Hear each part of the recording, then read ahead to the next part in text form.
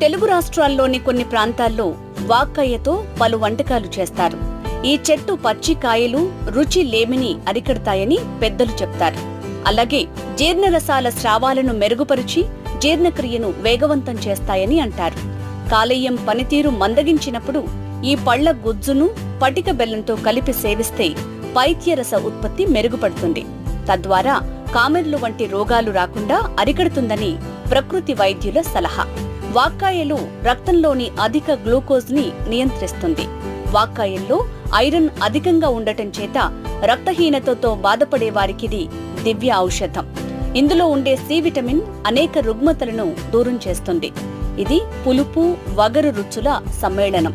అందుకే దీన్ని చింతకాయకు తక్కువ ఉసిరికాయకు ఎక్కువ అని అంటారు పెద్దలు. మన పూర్వీకుల ఆహారపు అలవాట్లు సీజన్ కి అనుగుణంగా వారు తినే పండ్లు వారు